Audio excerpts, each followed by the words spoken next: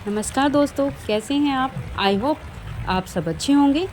आज की वीडियो में हम बात करेंगे अस्थमा की, जिसे दमा भी कहते हैं। अस्थमा में क्या होता है, ये कैसे होता है और कौन सा योगासन और प्राणायाम से हम इसे ठीक कर सकते हैं। अस्थमा एक ऐसा रोग है जिसमें हमारे एयर वॉल्स हाइपर सेंसिटिव हो जाते हैं। अस्थमा में फेफड़ों में जो नलियाँ होती हैं वह सिकुड़ जाती हैं, यानी संकुचित हो जाती हैं, जिसके कारण सांस लेने में तकलीफ होती है। ऐसा लगता है जैसे दम घुटने लगा है और फिर खांसी आने लगती है। खांसी के कारण हमारा गाढ़ा म्यूकस आने लगता है, यानी कि गाढ़ा मलगम आने लगता है। आजकल यह रोग बूढ़े लोगों में ही नहीं, यह अस्थमा छोटे छोटे बच्चों में भी बहुत तेज़ी से फैल रहा है। जवान लोगों में भी काफ़ी हो रहा है। इसका कारण क्या है? आजकल बहुत ही पोल्यूशन हो रहा है और घर में जब हम अगरबत्ती, धूमबत्ती आदि का धुआं होता है तो कुछ लोगों को उससे भी एलर्जी हो जाती है और बच्चों में भी ये कुछ बच्चों में ये जेनेटिक भी हो जाता है। कुछ लोगों के जैसे बड़े लोग होते हैं उनके खांसी हो जाती है ज़्यादा और कोल्ड हो जाता है और साइनस की प्रॉब्लम हो जाती है। आगे जाकर ये है, अगर ये बहुत ही पुराना हो जाता है और तो ये आगे जाकर ये अस्थमा का रूप ले लेता है और बहुत ज़्यादा बढ़ जाता है। तो हमें इसके लिए हम कुछ ऐसे प्राणायाम या आसन कर सकते हैं। तो आइए मैं आपको कुछ आसन और प्राणायाम इसके बारे में बता देती हूँ, जो आप रेगुलर करेंगे तो शायद आपका ये अस्थमा इसमें ठीक हो सकता है। तो आइए अब हम शुरू करते हैं आसन। नमस्कार दोस्तों, अब हम करेंगे वक्रासना। वक्रासना में हम दंडासन की स्थिति में आ जाएंगे और सबसे पहले हम लेफ़्ट लेग को राइट थाई की साइड में खड़ा करेंगे और अपने लेफ़्ट हैंड को पीछे घुमाते हुए अपने हिप्स के पास रखेंगे। और अब हम राइट हैंड को अपनी छाती के पास से ले जाते हुए अब घुमा के राइट लेग की घुटने को पकड़ेंगे और गर्दन को घुमाते हुए लेफ़्ट शोल्डर को देखेंगे। यहाँ से हम 15 से 20 सेकंड रुकेंगे और ब्रीथ हमारी नॉर्मल चलती रहेगी। अब हम अपनी वापस उसी स्थिति में आ जाएंगे जिस प्रकार हमने ये चक्र किया। अभी हम दूसरा चक्र करते हुए अब हम राइट लेग को लेफ़्ट थाई के पास खड़ा करेंगे और अपने हैंड को राइट हिप्स के पास रखेंगे। अब लेफ़्ट हैंड को छाती के पास से लाते हुए घुटने को पकड़ेंगे और अपने गर्दन को घुमा के राइट शोल्डर को देखेंगे। यहाँ पर भी हम 15 से 20 सेकंड रुकेंगे और ब्रीथ हमारी नॉर्मल चलती रहेगी और वापस हम यथास्थिति में आ जाएंगे। तो ये था वक्रासन। इस आसन को हम कम से कम 4 बार दोहराएंगे।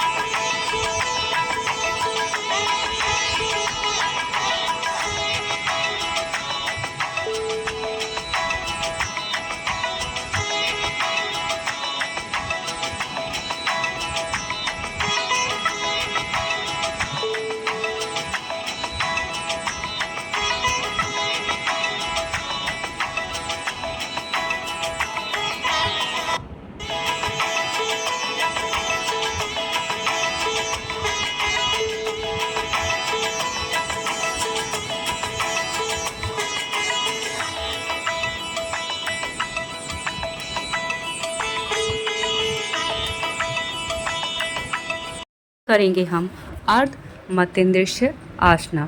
सबसे पहले हम दंड आसन की स्थिति में आ जाएंगे और फिर उसके बाद हम लेफ़्ट लेग को फोल्ड करेंगे और राइट लेग को लेफ़्ट लेग थाई पर के साइड में खड़ा करेंगे। और इसके बाद हम लेफ़्ट हैंड को घुमाते छाती के पास से घुमाते हुए राइट लेग के फुट को पकड़ेंगे और राइट हैंड को पीछे कमर के पीछे रखेंगे और गर्दन को राइट शोल्डर की तरफ को लेते हुए जाएंगे और शोल्डर को नीचे करके देखना है और फिर नॉर्मल हमारे यहाँ पर ब्रीथ चलती रहेगी और यहाँ पर हम 15 से 20 सेकंड रुकेंगे। उसके बाद हम धीरे धीरे गर्दन को घुमाते हुए सामने की तरफ लेके आएंगे। इसी प्रकार हम दूसरी राइट लेग को फोल्ड करेंगे और लेफ़्ट लेग को राइट लेग की थाई के पास खड़ा करेंगे और राइट हैंड से लेफ़्ट लेग की फुट को पकड़ेंगे और दूसरे हाथ को कमर के पीछे रखेंगे और गर्दन को घुमाते हुए राइट शोल्डर के पास लेके जाएंगे और शोल्डर को देखेंगे। यहाँ पर भी हम 15 से 20 सेकंड तक रुकेंगे। हमारी सांस नॉर्मल चलती रहेगी और फिर हम यथा स्थिति में वापस आ जाएंगे। तो ये था हमारा अर्ध मतेंद्रिय आसना। इस आसन को भी हमें इस आसन को हम कम से कम 4 बार दोहराएंगे।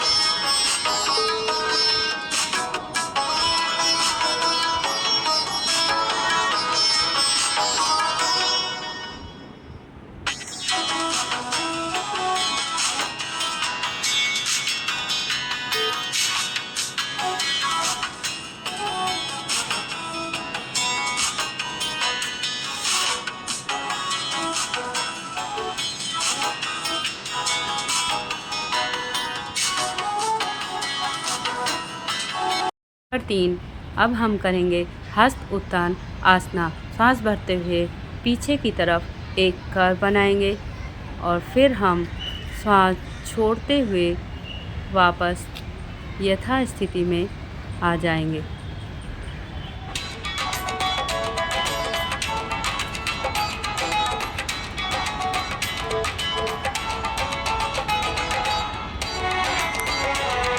अब करेंगे हम कोणासन। दोनों पैरों में थोड़ा जगह बनाएंगे और फिर उसके बाद दोनों हाथों की भुजाओं को फैलाते हुए लेफ़्ट लेग की तरफ को लेफ़्ट हैंड को लेके जाना है और राइट हैंड को ऊपर की तरफ खड़े करते हुए और मिडिल फिंगर की तरफ को देखेंगे। सेम उसी तरह अब राइट लेग को तरफ राइट हैंड को लेके जाना है और लेफ़्ट हैंड को ऊपर की तरह खड़े करते हुए और उसकी मिडिल फिंगर को देखेंगे और फिर बाद में यथा स्थिति में हम आ जाएंगे। अब करेंगे हम कटी चक्र आसना। आप दोनों हाथों को सीधा रखेंगे और फिर अपने शरीर को घुमाते हुए लेफ़्ट की तरफ जाएंगे। एक हाथ सीधा रहेगा और एक हाथ हमारा फोल्ड रहेगा। फिर हम दोनों हाथों को सीधे लेके आएंगे और फिर दोबारा हम राइट तरफ की मुड़ेंगे और उसमें भी एक हाथ सीधा रहेगा, एक हाथ हमारा फोल्ड रहेगा और गर्दन भी हमारी मुड़ी रहेगी। हम जो हाथ हमारा सीधा है उसे हम देखते हुए वापस यथा स्थिति में आना है। तो ये था कटी चक्र आसना।